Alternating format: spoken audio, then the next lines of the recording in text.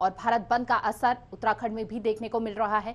कृषि कानून के खिलाफ भारत बंद का आह्वान किया गया है किसानों द्वारा और ऐसे में पुलिस ने सुरक्षा की व्यापक तैयारियां की हुई हैं। हर थाना इंचार्ज को भी सतर्क रहने के निर्देश दे दिए गए हैं। पीएससी की 5 कंपनियां, ऐसे में उनको जिम्मेदारियां दी गई हैं। विपक्षी दलों ने भारत बंद का पुरजोर समर्थन करते हुए नजर आ रहे हैं, जहां पर कई नेता विपक्ष दल के ट्वीट कर समर्थन की बात कहते हुए नजर आए। और ऐसे में इस वक्त की यह ताजा खबर सामने आ रही है, जहां पर भारत बंद का असर कहीं ना कहीं उत्तराखंड में भी देखने को मिल रहा है।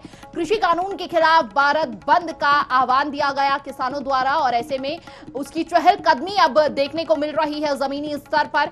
हालांकि पुलिस काफी सतर्क है। पुलिस ने सुरक्षा की व्यापक तैयारियां की हुई है। हर थाना इंचार्ज को भी सतर्क रहने के निर्देश दिए गए हैं। पीएससी की 5 कंपनियों को यह जिम्मेदारी दी गई है। विपक्षी दलों ने भारत बंद का समर्थन कर रखा है। ऐसे में भारी संख्या में किसानों के आने की उम्मीद जताई जा रही है लगातार, जहां पर उत्तराखंड में भी किसानों के भारत बंद का असर सुबह से ही दिख रहा है। इस बंद को लेकर पुलिस प्रशासन भी काफी अलर्ट मोड में नजर आ रही है। ऊधम सिंह नगर जिले के रुद्रपुर में भारत बंद को लेकर किसानों, व्यापार मंडल पदाधिकारियों और कांग्रेस कार्यकर्ताओं ने जुलूस भी निकाला। वहीं सोमवार को साप्ताहिक बंदी की वजह से भी ज्यादातर दुकानें बंद है और यहां पर पुलिस फोर्स काफी संख्या में तैनात की गई है। वहीं प्रदर्शनकारियों ने बाजपुर में हाईवे पर वाहनों को रोक दिया है, जिसकी सूचना पर पुलिस बल के साथ सीओ मौके पर पहुंचे और हल्द्वानी में भारत बंद अभी तक सफल नजर नहीं आ रहा है। बाजार में अधिकतर दुकानें, फल सब्जी मंडी खुली है। वहीं हल्द्वानी में संयुक्त किसान मोर्चा एवं अन्य संगठनों के लोगों ने जुलूस निकाला और कहा कि कृषि कानून वापस नहीं हुए तो यह विरोध लगातार जारी यूं ही रहेगा। वहीं संयुक्त किसान मोर्चा के भारत बंद के तहत सोमवार को डोईवाला का बाजार सुबह पूरी तरह से बंद रहा। यहां पर थोड़ा सा व्यापक असर देखने को मिला। केंद्रीय कृषि बिल के विरोध में किसानों ने डोईवाला चौक पर नारेबाजी कर प्रदर्शन भी किया। इस दौरान मोर्चा अध्यक्ष राजेंद्र सिंह, भारतीय किसान यूनियन के अध्यक्ष सुरेंद्र सिंह, खालसा गुरदीप सिंह, जाहिर अंजुम, याकूब अली, इंद्रजीत सिंह, राडी बलवीर सिंह समेत काफी संख्या में किसान जो थे वह मौजूद रहे, जहां पर तीनों कृषि कानूनों के विरोध में जमकर नारेबाजी भी करते हुए नजर आए किसान। कृषि कानूनों को तत्काल वापस लेने की मांग लगातार करते आए हैं। लंबे समय से बॉर्डरों पर डटे हुए हैं। एमएसपी पर कानून बनाने सहित विभिन्न मांगों को लेकर संयुक्त किसान मोर्चा के बंद के दौरान भाकियू टिकैत देहरादून में घंटाघर से डीएम ऑफिस तक शांतिपूर्वक मार्च निकालकर डीएम के माध्यम से राष्ट्रपति और प्रधानमंत्री को ज्ञापन प्रेषित करेंगे। और इसके साथ ही दून में कांग्रेस व्यापार प्रकोष्ठ के अलावा किसी अन्य व्यापारिक संगठन ने बंद को समर्थन देने से इनकार किया है। भाकियू की प्रदेश प्रभारी उषा तोमर ने भी कहा कि किसी भी संगठन पर ना तो कोई दबाव डाला जाएगा और ना ही जबरदस्ती बंद कराया जाएगा।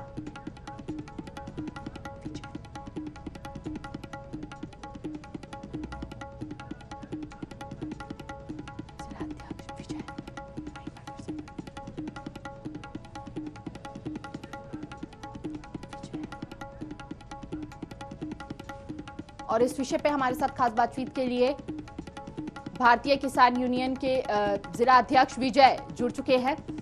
आपसे जानना चाहेंगे विजय जी कि अब जिस तरह से भारत बंद का एक बार फिर से इस आंदोलन में जान फूंकते हुए नजर आ रहे हैं किसान, क्या अब इससे कोई राह निकल पाएगी आगे के लिए, या फिर जिस तरह से तमाम बातचीत अभी तक रद्द होती हुई नजर आई, क्या यह भी ठंडे बस्ते में जाता हुआ नजर आएगा?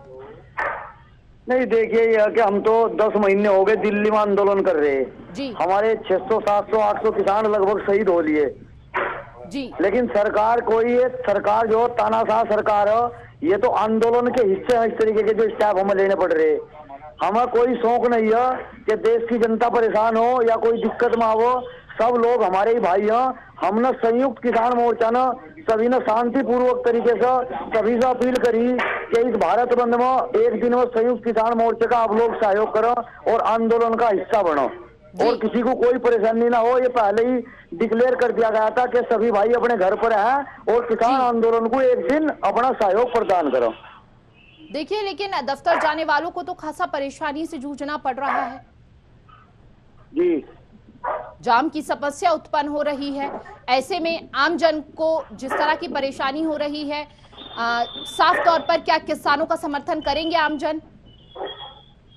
नहीं, जो देखिए रास्ते हैं, जो किसी को इमरजेंसी है, कोई स्कूल वाहन है, कोई एम्बुलेंस है, कोई सेना के वाहन है, उनके लिए कोई वो नहीं है, उनके लिए सब रास्ते खुले हुए।